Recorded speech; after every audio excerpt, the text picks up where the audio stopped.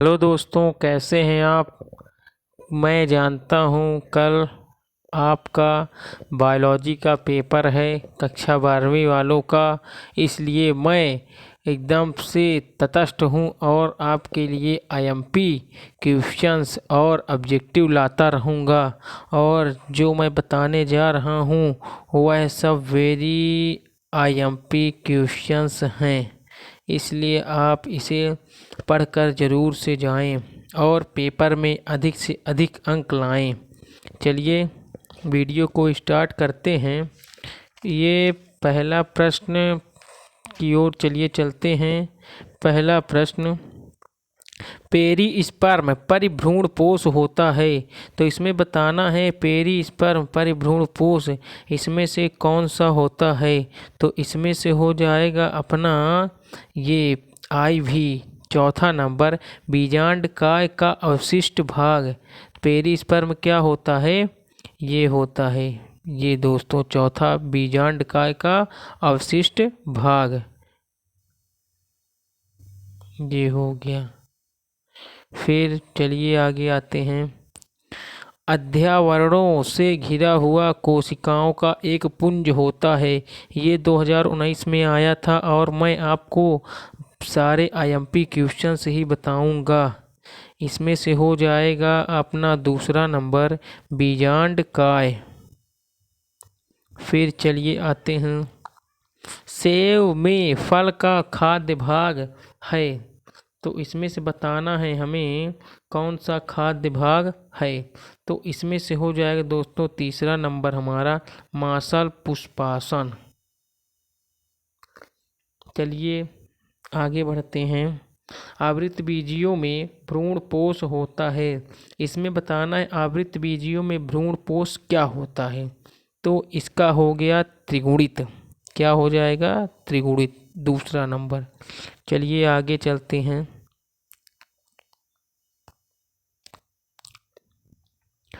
भ्रूण की अक्रियशीलता वाली स्थिति को क्या कहते हैं, ये भी देख लीजिए आप। 2023 में प्रश्न आया था। इसमें हो जाएगा अक्रियशीलता वाली स्थिति को प्रसुप्ति कहते हैं। क्या कहते हैं, प्रसुप्ति। ए नंबर हो जाएगा इसका। चलिए आगे चलते हैं। 8वें में, विकासशील पराग कणों को पोषण देता है। इसमें से विकासशील पराग कणों को पोषण कौन देता है। तो इसका हो जाएगा हमारा तीसरा नंबर, टेपिटम। क्या हो जाएगा दोस्तों, टेपिटम। चलिए और नीचे चलते हैं। अब रिक्त स्थान की पूर्ति, चलिए इसको भी देख लेते हैं। पहला नंबर, बिना निषेचन के ही बीज भ्रूण पैदा करने की प्रक्रिया क्या कहलाती है, असंग जनन। चलिए मैं लिख देता हूँ, असंग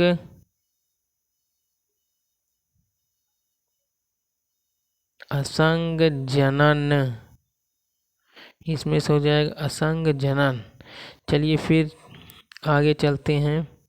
सेब एक डैड डैड डैश फल का उदाहरण है। किस फल का उदाहरण है, कूट फल का दोस्तों, कूट फल। ये यहाँ हो जाएगा कूट फल। चलिए तीसरा, परागकोश की सबसे आंतरिक परत। परागकोश की सबसे आंतरिक परत क्या होती है, डैड डैड डैश होती है। ये भी दोस्तों 2023 में आया था। ये भी आप जरूर से पढ़कर जाएं। तो तीसरे में हो जाएगा टेपिटम। टेपिटम। चलिए, बिना निषेचन के विकसित होने वाले फलों को डैड डैड डैश कहते हैं। क्या कहते हैं, अनिषेक जनित। क्या कहते हैं, अनिषेक जनित। चलिए इसको हटाते हैं, अनिषेक जनित। अनिषेक जनित। फिर चलिए नीचे आते हैं। एक प्रारूपिक आवृतबीजी भ्रूणपोष में डैड डैश कोशिकाएं व डैड डैड डैश केंद्र होते हैं। तो इसका आंसर हो जाएगा पहले में 7, फिर आगे वाले में 8, इसमें हो जाएगा दोस्तों 7, इसमें हो जाएगा 8। फिर नारियल में खाद्य भाग डैश डैश होता है, इसमें होता है दोस्तों भ्रूण पोष। क्या हो जाएगा? भ्रूण पोष, ये भ्रूण पोष हो गया। चलिए आगे चलते हैं, अब सत्य असत्य की ओर देख लेते हैं। इसमें से सत्य सत्य पहला, घास कुल के पौधों में बीज पत्र को प्रशल्क या स्कुटेलम कहते हैं, इसमें सत्य या असत्य? ये हो जाएगा पहला सत्य। एक अंडाशय में एक बीजांड पाया जाता है, इसमें क्या होगा दोस्तों? सत्य की असत्य? इसमें होगा असत्य। फिर तीसरा देख लेते हैं, एक लिंगी पुष्पों की संकरण प्रयोग में विपुंसन की आवश्यकता नहीं होती है, तो इसमें हो जाएगा दोस्तों सत्य। क्या हो जाएगा? सत्य। ये सत्य हो गया।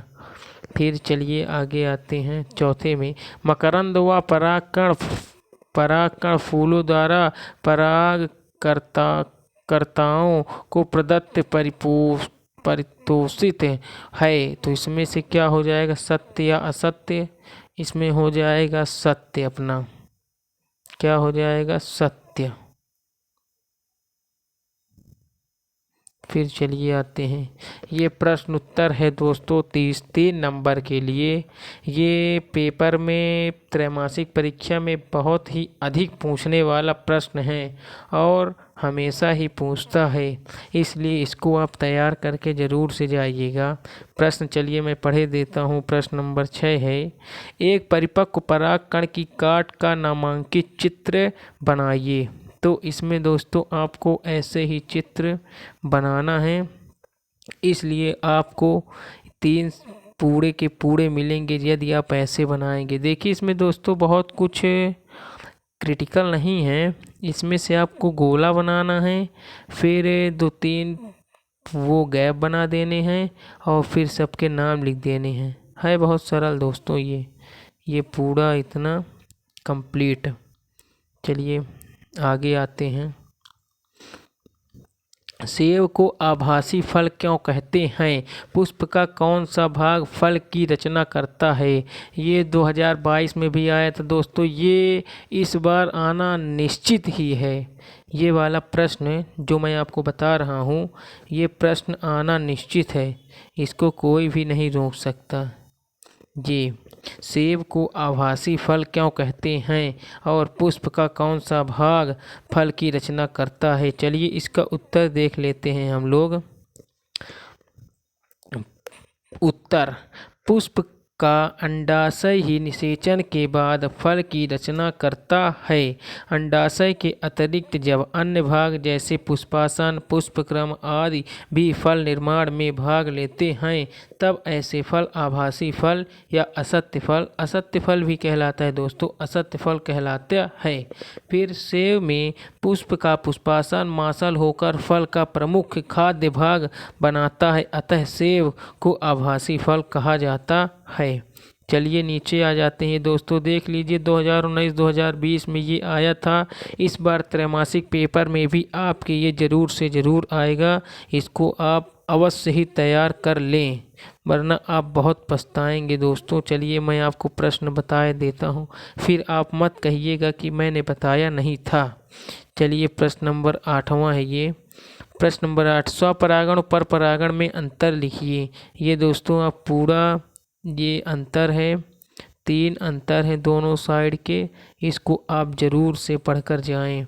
ये 3 नंबर में आता है ज़रूर ही, इसका स्क्रीनशॉट आप ले सकते हैं। चलिए वीडियो यहीं तक रही, वीडियो का समापन करते हैं और सब्सक्राइब ज़रूर करें। धन्यवाद।